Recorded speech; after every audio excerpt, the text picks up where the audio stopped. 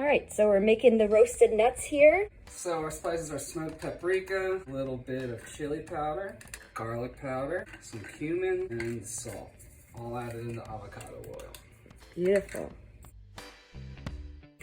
Once it's fully mixed, I'm gonna dump into your walnuts. I'm gonna make it really flavorful. Good old rubber spatula. And just gently toss them till they're fully covered. You could eat them like that, couldn't you? If you wanted to, yeah. Like a small snack. Like party mix. All right, cool. So we'll have the oven at 350? Yeah, 350. And probably about 5 to 10 minutes. Get them lightly toasted and not burnt. let's do it. All right. On the oven, 350. Check it in 5 minutes. If it needs to be a little bit more cooked, check it. Smells good.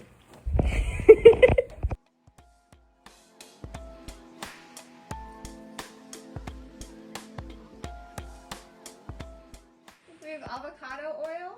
What's so good about avocado oil? It's just a healthier fat. Pretty neutral tasting. Better fatty acids for you than canola oil. Less inflammatory. Yep. Help recovery. We're adding 1 cup of diced zucchini first.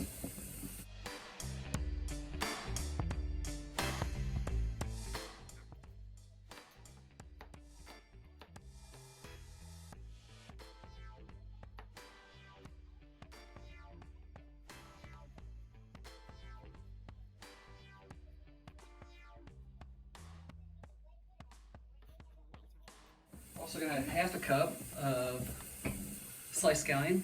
I could use the green parts to put it on top.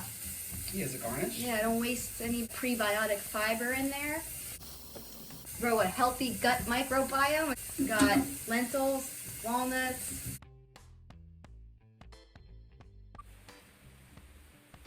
Cool. How long have we been cooking those now? It's been about 5 to 10 minutes. Just want to cook it down, let the flavors mix together, have some of the juices come out. So beautiful. Next we're gonna add about a tablespoon of garlic. And you're just gonna have that cook right until you smell the aromatics. And then right when you smell the garlic cooking, we're gonna go ahead and add diced mushroom that we just ran through the food processor. It's about 1 full container of mushroom diced down. It comes to about a cup. We just use regular white button mushrooms. And then we're just going to let this cook down for another about 5 to 10 minutes. And then we're going to add our lentils and liquid. It's gonna make a good filling. Would you add any spices at this point, or we keep going without? I probably wouldn't add any spices until the end, just because there's some spice in our cooking liquid. And some of the other parts of our taco are going to have a lot of spice in it, so you don't want to overdo it in some of the things that you're cooking. Right, makes sense. Next we're going to add 1 cup of lentil. We're going to add that before we add the cooking liquid, just so we can kind of coat it with the oil and all the vegetable juices. You use another kind? You can use any kind of lentil you'd really like. It doesn't matter too much. Brown one is gonna have a good texture though. So excited. Add 2 cups of our cooking liquid, which is just a can of crushed red tomato with some water added to it. So you can use kind of anything for a cooking liquid. Yeah, Doesn't any have flavor to be you want water. to achieve. You could use vegetable stock, a little bit of wine mixed with water. Ooh, forgot about cooking with wine. You could use beer if you wanted to. Could use tequila? I wouldn't recommend it. So now that's all mixed in, we're just going to cover it and let it simmer. Let's say 20 minutes till most of the cooking liquid is gone. And then we'll come back. All right.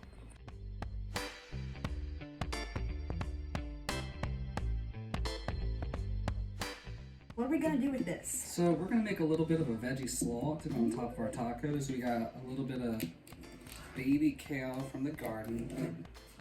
You still want to cut the stalks off of the bigger ones. Some of the smaller ones don't Yeah. have to do it as much, but Of course, kale is going to be a really good source of iron when you're looking at just different ways to optimize your performance. Yep, a little bit more iron than spinach. You could use, basically, if you have like big kale leaves or those lactiano leaves. Have you seen those big curly ones? Yeah. The darker the color, the darker the vegetable, the more nutrients are packed into it.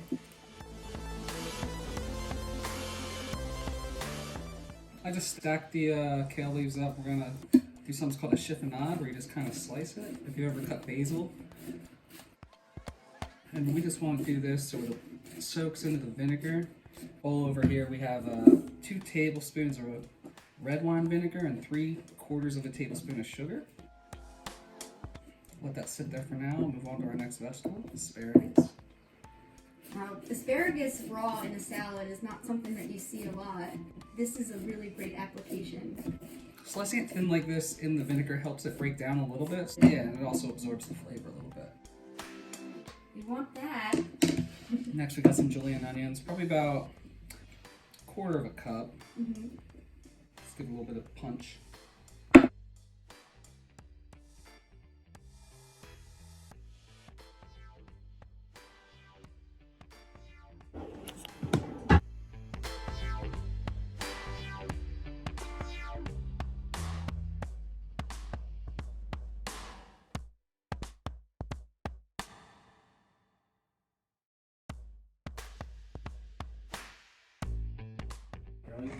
Not cutting the kitchen for a while. What? How can you tell? All right, I'll keep the video rolling and I'll put this on. And then my friend showed off, remembers how to cut an onion. Watch me just like cut myself.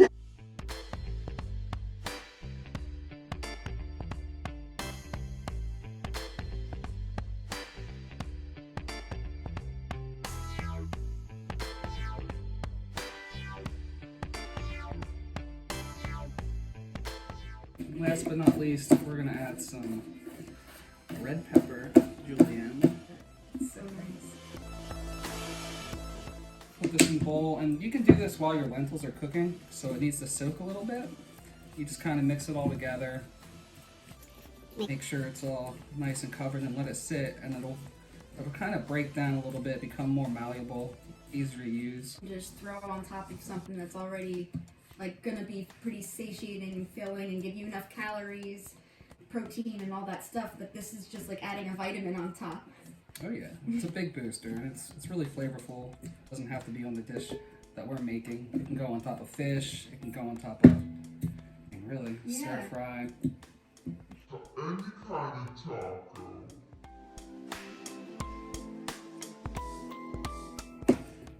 Cut tomatoes for pico. Ooh. For firmer tomatoes to dice, it makes it a little bit easier, and also a sharp knife.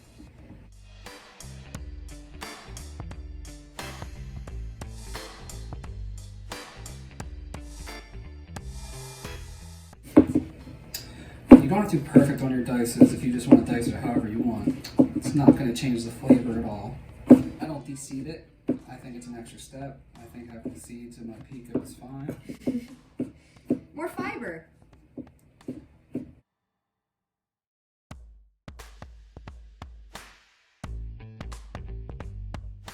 We have some red onions diced up. Got a glove on for this. Yeah, so I like wearing a glove, so just in case when I rub my eye, Oh God. it doesn't burn. If you don't have gloves at home, just wash your hands really well afterwards. Be sure to get under your nails too, especially if you're a nail biter. You'll chew on them later and they'll be a little spicy. Oh jeez. Depending on how much heat you'd like, I'd recommend either half a jalapeno or a whole jalapeno.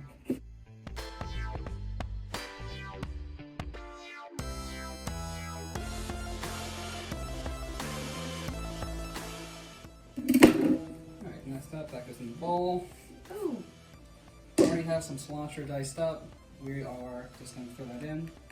You can use as little or as much as you want. We probably use about a handful.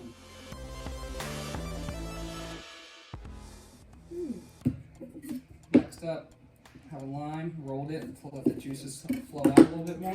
That's a good I like trick. taking a spoon, sticking it in and squeezing it.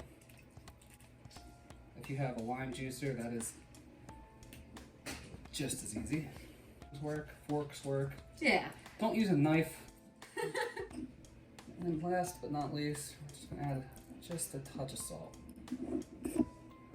I'm going to mix this up. And your pico can sit a little bit. It develops a little bit more flavor as it sits.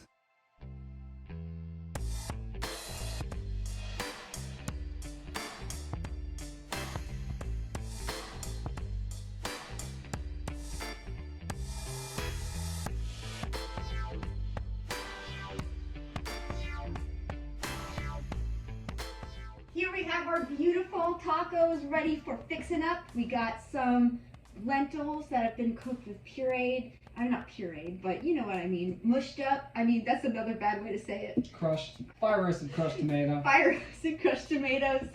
Lentils got your protein and an excellent source of not only soluble fiber, but insoluble fiber. Versus a lot of these fake meats that are out there now. They're okay substitutes, especially if it's somebody's trying to do plant-based things for the first time. To get really the best nutritional bang for your buck, utilizing legumes in your food is ideal. And then we got our nuts on top. Make it tasty. Those look awesome. Seasoned with all our taco spices. My mouth is watering. Next up, we got our faux cheese sauce. A little bit of roasted red pepper hummus with some nutritional yeast added to it. A little goes a long way for sure. You can use cheese, sour cream if you want. Or Greek yogurt if people season with a little bit of lime. Avocado. That silky smooth consistency and those wonderful monounsaturated fats. When you're making your tacos, you know, you're probably going to be eating more than one, so you don't have to use too much ingredients on one taco, because if you overload it, it will be too big to eat. A little bit of a mess. You gotta have a big plate underneath. I mean, hey, but then you have a taco salad You could. underneath. Yeah. Last but not least, we have our slaw. All that extra iron, phytochemicals, antioxidants. The colors are just insane. It's beautiful. And you're saying we could do it with asparagus, you could also do it with... You can do it with Brussels sprouts. Oh yeah! Sliced Brussels sprouts, spinach if you wanted to, cabbage, pretty much anything you'd like. Forget about red cabbage. It's underrated because it is so high in antioxidants because of that deep purple color. And then you have your taco. Wow. So pretty. Time to judge you. Thanks. Just kidding. Can't wait to be judged. Oh, it's gonna be so good. Whoever knew plants could end up looking so fancy.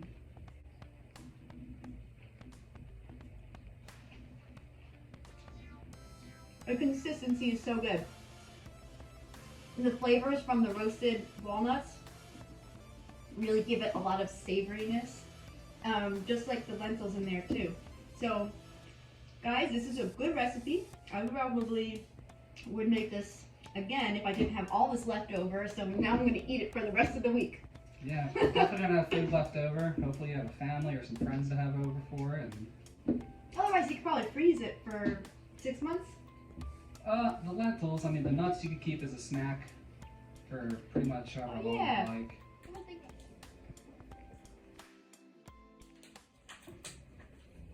Well, thanks for showing me how to make this taco. We did it together. We did it together.